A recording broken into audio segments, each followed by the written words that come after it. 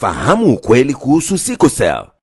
Sikoseli ni ugonjwa wa mfumo wa damu ambao husababisha mabadiliko yasiyo ya kawaida katika chembe-chembe nyekundu za damu. Kwa kawaida, chembe-chembe nyekundu za damu zina umbo la mviringo, lakini kwa watu wa sickle cell, chembe-chembe hizi huwa na umbo la mwezi mchanga au umbo la mundu. Sikoseli ni ugonjwa wa kurithi, na hivyo mtu huzaliwa nao.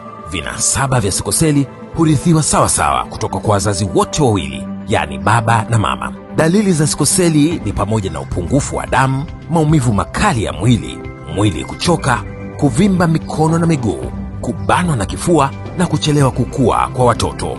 Ili kupunguza uwezekano wa kupata watoto wanaorithi vinasaba vya sickle cell, ni muhimu kwa vijana kupata ushauri nasaha na upimaji wa vinasaba vya sickle cell kabla ya kuingia kwenye mahusiano.